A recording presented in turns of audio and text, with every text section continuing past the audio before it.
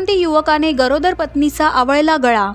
चांदशी शिवारात गोदाकाठी रस्त्याच्या उजव्या बाजूला असलेल्या झाडाझुडपात कुजलेल्या अवस्थेत तालुका पोलिसांना एका गरोदर विवाहितेचा मृतदेह आढळून आला होता।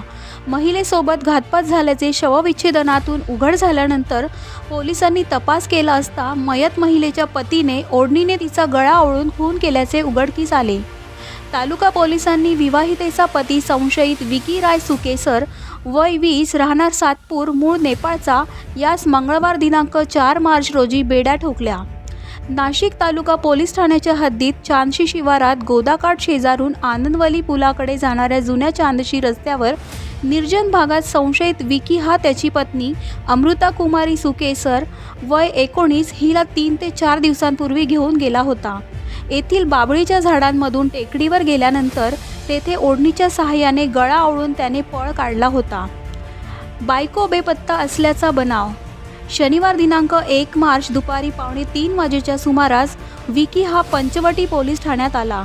त्याने 28 फेब्रुवारी रोजी सायंकाळी गांधी तलाव येथून त्याची पत्नी अमृता कुमार ही बेपत्ता झाल्याची तक्रार दिली होती। पोलिसांनी बेपत्ता नोंद करून घेतली होती। त्याने पत्नीला ठार मारल्यानंतर पोलीस ठाण्यात येऊन ती बेपत्ता झाल्याचा बनाव केल्याची पोलिसांना सांगितले। पत्नी अमृता कुमारी हिच्या चारित्र्यावर संशय घेत त्या कारणातून गळा आवळून खून केल्याचे प्रथमदर्शनी तपासात समोर आल्याचे पोलीस निरीक्षक सत्यजित आमले यांनी सांगितले। काल दिनांक 4/3/2025 रोजी नाशिक तालुका पोलीस स्टेशन येथे एक गुन्हा दाखल केला। त्याच्यामध्ये चांदशी शिवार किंगस्टन क्लबच्या जवळ त्या रोडवरती म्हणजे पहाडावरती थोडं टेकाडसारखं आहे, तिथे एक अनोळखी स्त्री जातीचा मृतदेह सापडला होता। तिकडून ती मयत झाल्याचं डॉक्टरांनी सांगितलं। त्याचवेळेस आम्ही सदर महिला अनोळखी महिला कोण याच्यासाठी नाशिक शहरातील विविध पोलीस स्टेशनला आम्ही त्यांना माहिती दिलेली की असे आमच्याकडे एक अनोळखी स्त्रीचं सापडून आलेलं आहे, तर त्याचा म्हणजे तुमच्याकडे काय मिसिंग वगैरे दाखल आहे का ते कळवावं। त्यांच्या गुन्हे शाखेची पण आम्ही मदत घेतलेली।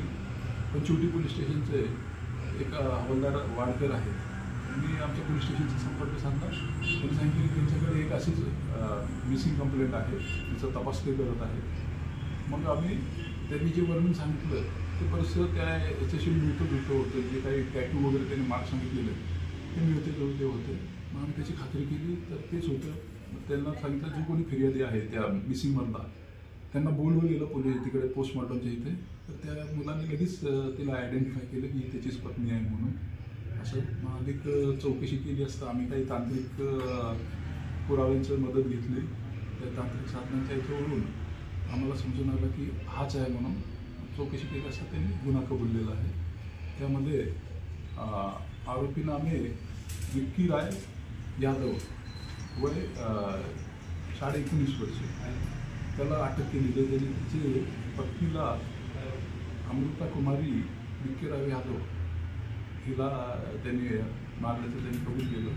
चारित्र्याच्या संशयावरून हे झालेलं आहे, त्याला अटक केलेली आहे, कोर्टात हजर करतो। वरिष्ठ पोलीस निरीक्षक सत्यजित आमले यांच्या पथकाने घटनास्थळी धाव घेत पंचनामा करून मृतदेह शवविच्छेदनासाठी शासकीय रुग्णालयात हलविले। मंगळवारी शवविच्छेदनातून घातपात घडला। 3 यानंतर पोलिसांनी शहरातील सातपूर, अंबड, पंचवटी, मेरी, म्हसरूळ आदी पोलीस ठाण्यात मृतदेहाचे फोटो पाठविले असता पंचवटी पोलिसांनी बेपत्ता असल्याची माहिती दिली।